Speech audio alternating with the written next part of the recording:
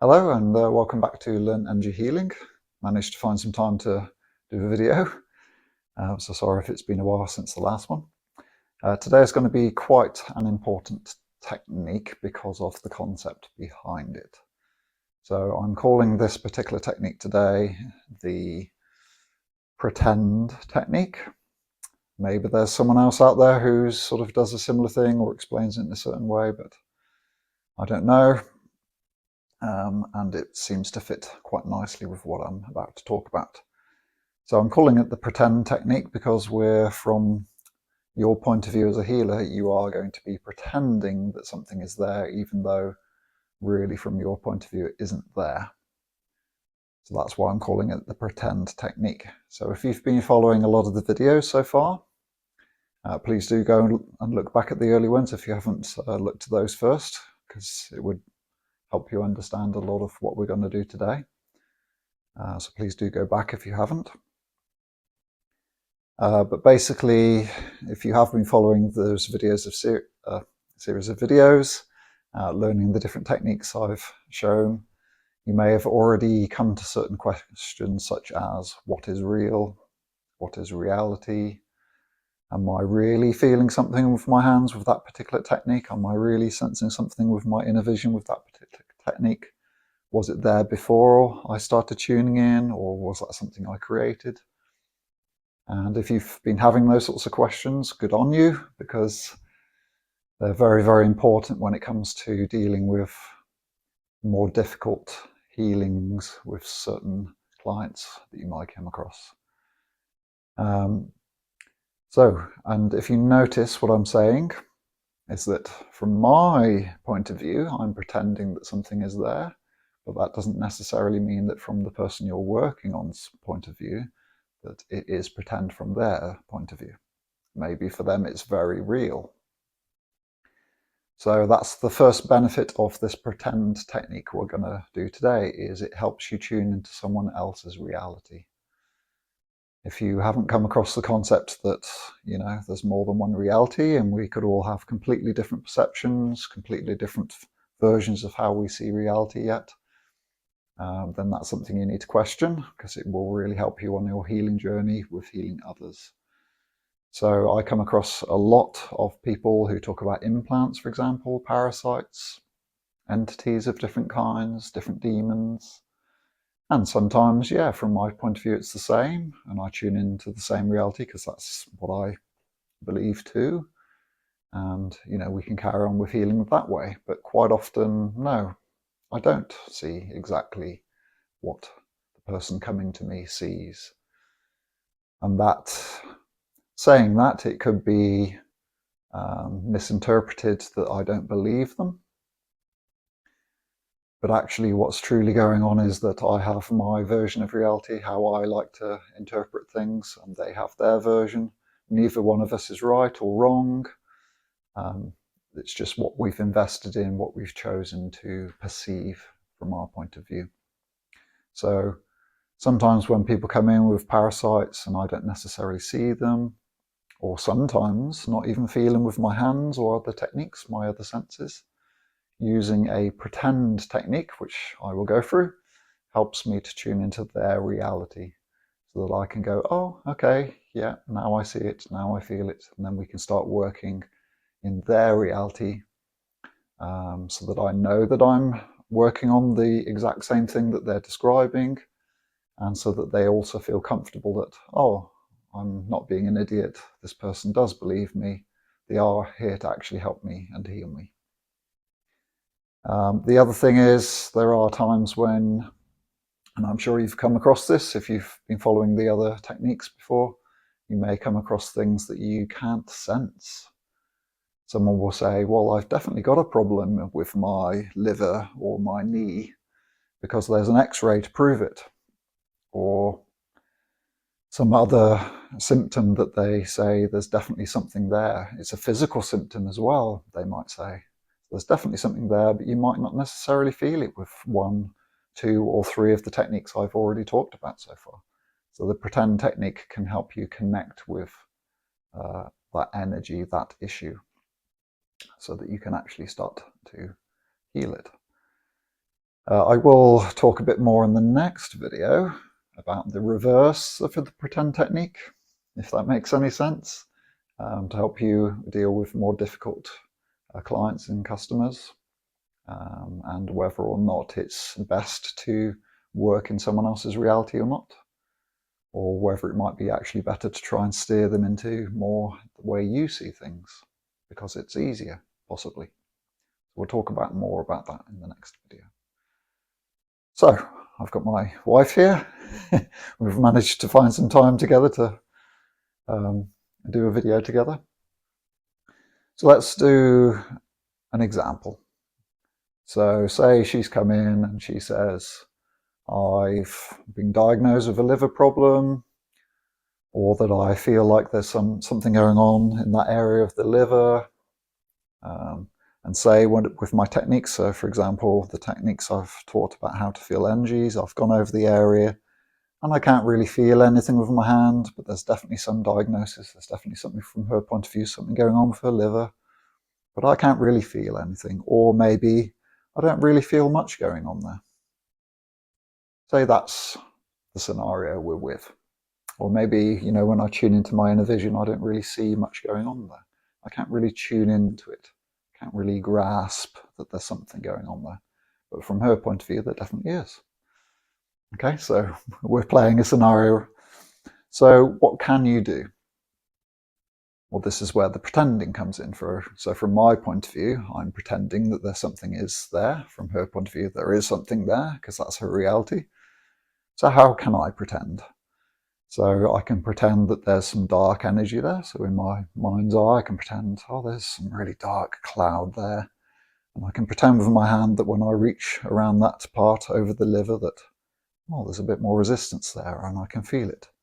And you start to make it more real in your mind, in your reality, that there is something there. And you can really go crazy with this. So the more serious you make it in your reality, the more likely you are to start to sense something and start to be able to do something with it. So if you wanted to, you could create something really nasty looking there. Maybe some sort of demon sitting there if you want to. Make it really serious so that, you know, it's easier to feel that denser energy. Okay, so that's what I'm doing right now. I'm just imagining some cloud, dark energy. I'm starting to bump up against it here and here and here. And it's becoming more and more real, me feeling something there. And then you can use any one of the techniques we've gone through in the previous videos. So you can do allow. So I'm connecting with the energy now, and letting energy pass through. And I can feel my hands, you know, buzzing now. And by the way, I really was pretending. So I am pretending, should I say, because I wasn't really feeling much over her liver. But you might start to feel something now. You can feel that? Yeah, moving energy. Yeah, so she can feel moving energy. And from my point of view, as soon as I hit about there-ish, I'm starting to feel energy now. So I've pretended there was something there. It's become more real for me from my point of view. And now I'm connecting with that thing that, from my point of view, I've created, that I've pretended is there. And now energy's starting to move. You're feeling that quite nicely, aren't you? Okay. Or you can go a bit more crazy and say, okay, there's a demon there. So I'm imagining there's some sort of creature sitting on the liver. If I really want to go crazy, maybe it's eating the liver, doing nasty things to the liver. So I'm imagining some crazy thing now. And by the way, you know, if you're talking out loud and pretending, and the person's not aware of that sort of technique, they might make it more real for them and make it more serious, and it might be counterproductive. So again, I'll talk a bit more about that sort of thing in the next video. So because Osa knows I'm talking about the pretend technique, she knows it's not serious. But it would be interesting to ask you, okay, I'm creating some crazy thing there. Do you sense that? Do you think there is something there now I'm saying that I'm creating something? No, well, I can feel now. I feel my pulse there Yeah. where you're working, but I don't believe I have an issue there. But Yeah. I can still feel energy moving there. Yeah. Any anxiety because I'm creating something from my point of view? No, I trust you. Okay. Yeah. other people wouldn't. So you've got to be careful with the pretend technique that, oh, there's some entity there, there's some sort of demon there. You know, you've got to be very careful with your words because they can make it more real, and people are very creative, powerful beings. They will make it real. And they will go home, especially if they don't feel any better there, they will go home and think, oh, that's that demon.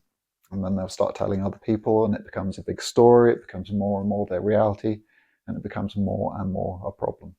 So be careful, okay? So anyway, we're going back to this little being I'm imagining sitting on her liver, doing some crazy stuff there. Okay, and I'm just going to use the pickup technique. So the technique I've shown you before, where I'm imagining picking this thing up now. I'm imagining taking it away from the body. And because I've made it quite real, you know, it's becoming quite sticky. And there we go, off it goes. So no big jump off the bench like my wife has done in the past, but how does that feel now? Does it feel different now? Yeah. Be honest. Less movement of energy, but I still feel my pulse there a bit. Okay. It's probably because both you and I are agreeing on that area. Yeah. But it feels a bit different, a bit lighter now? Yeah. There you go, the pretend technique in action. And because, you know, we both know it's not really there, and she doesn't actually have a liver issue anyway, you know, it's not a big, crazy affair. Okay, so that's one scenario, you know. She comes in with some symptoms there, maybe a diagnosis, but you can't feel it, so we've created something, you know, pretended that there was something there so that we could remove that something, and then she feels a benefit, okay?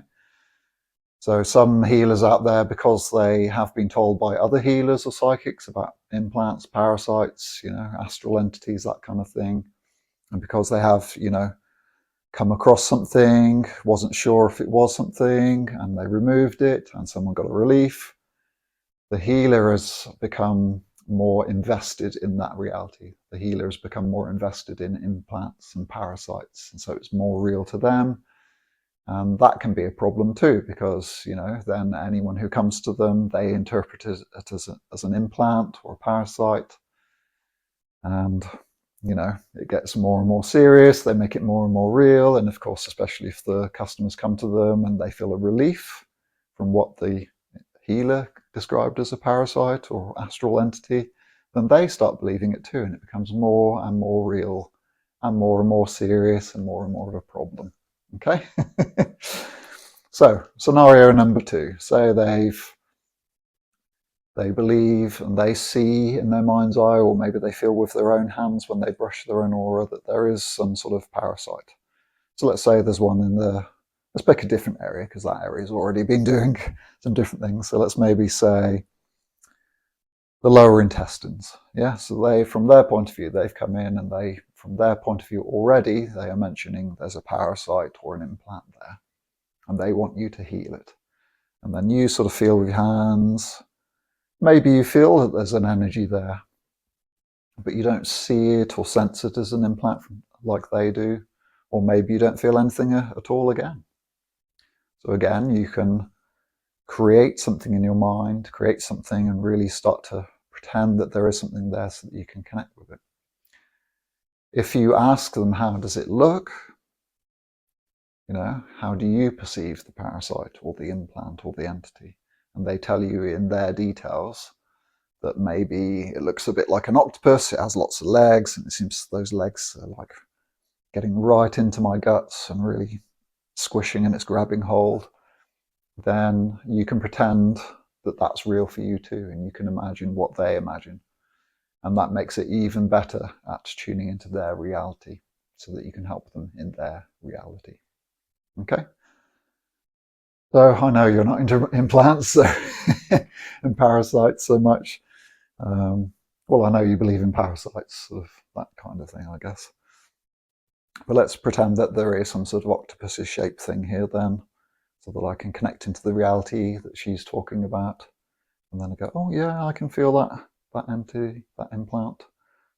Now I can sort of pick it up, play with it, start to draw it away, this octopus. Oh yeah, and I can see the legs starting to come out now. And yeah, it's going to take a little bit further before it releases. There we go, off it goes. So I've pretended. Okay, so that would be another scenario. She didn't come in saying there was an implant of parasite there, of course, so, you know, did you feel anything? A little bit, but it was more when you said that octopus, it was a bit. Yeah, so there is a bit of a reaction sometimes when you talk about entities and how it looks disgusting and octopusy. Yeah, Thinking about the alien films. yeah, exactly. The alien films and a bit of disgust, so a bit of resistance comes up. It's not really much of a release there because, well, there wasn't anything there anyway. That would be a scenario that you could play out. Okay. So like I say, have a little think about it. If you haven't questioned what's real and what isn't real, if you haven't sort of realized that when people come in and from their point of view, they talk about something being real, but from your point of view, it isn't real, doesn't make it not real. Okay. It's just a different reality. And sometimes you have to tune into their reality, agree with their reality, if you like, in order to help them in their reality. Sometimes you can help them out of that reality and go, well, actually, from my point of view, that parasite, that implant is actually just some stuck energy that you're interpreting because of your belief system and what you've read, maybe, that is an entity. But from my point of view, it's just stuck energy that you're interpreting in that way. You know, sometimes you can talk using that sort of language to help bring them out of that reality, help them question, help them to realize they are a creator of their own timeline, their own reality, so that they can start to experience something different and start to go, yeah, is it an implant? Or have I just agreed to some of the stuff I've read in the New Age websites out there? You know, some people you can draw out that way. And sometimes it's needed because, you know, they've been caught, trapped in that reality because they've read about something and had certain experiences. And they don't realize there's another way of experiencing reality. There's another way of solving that problem. Again, I'll talk a bit more about that next time. So I hope you found this useful. I hope it started to sort of make you question what's real and not real. And yeah, if you'd like to support this channel, please do like and subscribe, and I will see you in the next video.